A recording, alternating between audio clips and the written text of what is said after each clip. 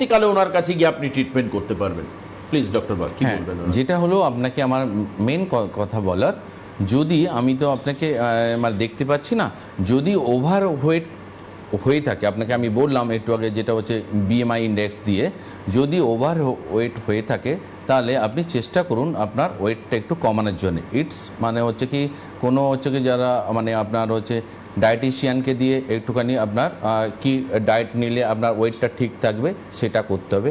আর একটা কথা হচ্ছে যে মানে আমাদের অস্টিওআর্থ্রাইটিস হওয়ার আরও একটা কারণ হতে পারে, যেটা হচ্ছে স্কোয়াটিং। আমরা যদি ইন্ডিয়ান প্যান্টগুলো ইউজ করি সেখানে একটা হচ্ছে অস্টিওআর্থ্রাইটিস হওয়ার চান্স বা প্রবণতা অনেক বেশি থাকে। তাহলে আপনি সাজেস্ট করছেন কমোট ইউজ করবেন? কমোট ইউজ করাটা অনেক বেটার। আর এছাড়া আপনার যেটা হচ্ছে কি মানে ডায়েটারি ব্যাপারটা যেটা আমি বলবো, যে ফ্রাইড রাইস যেগুলো আছে আপনার মানে এইগুলোকে একটুখানি কম খেতে হবে, বা ধরুন সল্ট মানে এক্সট্রা অনেকেই সল্ট খেয়ে থাকে, সেটাকে কমাতে হবে। যদি আপনার আদার ডিজিজ অ্যাসোসিয়েটেড ডিজিজ ধরুন হচ্ছে কি আপনার মানে ডায়াবেটিস বলুন, বা ধরুন হচ্ছে কি মানে মানে এই মানে ইমিউনো কম্প্রোমাইজ, এই পার্টগুলোকে আপনাকে একটু ঠিক করতে হবে যাতে আপনার মানে ডিজিজ অ্যাটলিস্ট না বাড়তে পারে, হ্যাঁ, প্রোগ্রেশনটা না হয়।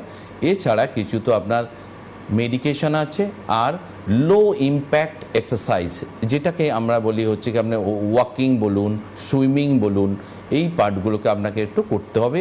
আর একটা একটু ডক্টরের যদি কিছু একটা মানে অ্যাডভাইস নেন তাহলে বেটার, সাজেশন নিলে ভালো।